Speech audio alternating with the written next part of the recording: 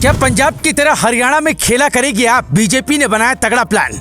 सुनीता केजरीवाल बन गई अरविंद केजरीवाल, सिसोदिया निभा रहे संजय का किरदार। केजरीवाल को जन्मदिन पर मिला ऐसा कौन सा तोहफा, जेल में ही मनाने लगे जश्न।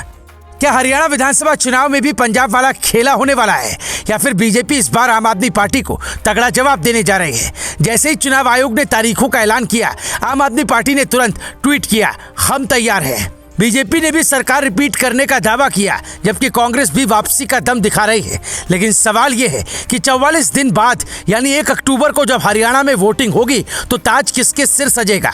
जनता फ्री की रेवड़ी बांटने वाले केजरीवाल के साथ जाएगी, या सैनी सरकार पर दोबारा भरोसा जताएगी, या फिर कांग्रेस की वापसी के आसार नजर आ रहे हैं? इसे समझने के लिए तीनों पार्टियों की स्थिति को समझना होगा। पर उससे पहले सुनीता केजरीवाल का ये ट्वीट देखिए, जो अपने पति के जन्मदिन पर मिल रहे बधाई संदेश का जिक्र करती है। ये भी एक इत्तेफाक ही है कि 16 अगस्त को केजरीवाल का जन्मदिन होता है और 16 अगस्त को ही चुनाव आयोग ने हरियाणा चुनाव की तारीखों का ऐलान करके थोड़ा खुश होने का मौका दे दिया है। पर सवाल यह है कि क्या हरियाणा की जनता केजरीवाल को खुश होने का मौका देगी? दिग्गज कांग्रेस नेता कुमारी सैलजा और दीपेंद्र हुड्डा अलग अलग यात्रा निकाल रहे हैं। कांग्रेस हार के डर से सीएम फेस का ऐलान चुनाव से पहले नहीं करना चाहती। दुष्यंत चौटाला की जेजेपी जो पहले सरकार में थी, उसके प्रति लोगों में नाराजगी है। 2019 के चुनाव में 10 सीटें जीतने वाली जेजेपी के सामने सीटें बचाना चुनौती होगी।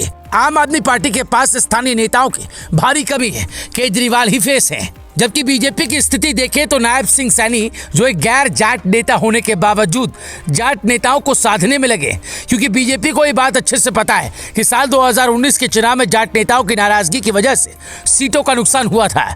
बीजेपी को 40, जेजेपी को 10, कांग्रेस को 31, इनेलो को 1 और अन्य को 8 सीटें मिली थी। पर 5 साल सरकार चलने से पहले जेजेपी ने गठबंधन तोड़ लिया। फिलहाल निर्दलीयों के समर्थन से बीजेपी सरकार चला रही है और अगले चुनाव में नायब सिंह सैनी सरकार का फोकस इस बात पर होगा कि अगली बार पूर्ण बहुमत वाली सरकार बनाए। पर उनके सामने सबसे बड़ी चुनौती आम आदमी पार्टी के मुफ्त दावे, जो हर चुनाव में आप नेता करते हैं। हरियाणा की जनता से सुनीता केजरीवाल ने मुफ्त और 24 घंटे बिजली, मुफ्त इलाज, मुफ्त शिक्षा, सभी माताओं और बहनों को 1000 रुपए प्रति माह, हर युवा को रोजगार देने का वादा किया। पर सवाल ये है कि क्या हरियाणा की जनता फ्री के बहकावे में आएगी?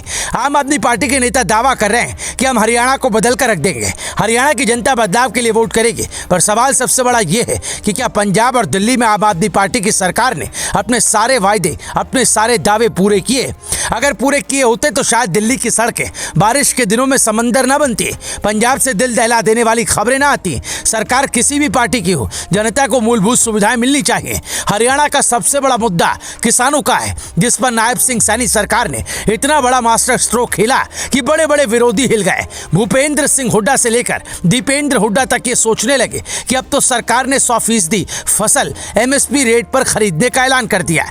अब क्या किया जाए? हालांकि 1-2 मुद्दों से चुनाव में जीत और हार तय नहीं होती।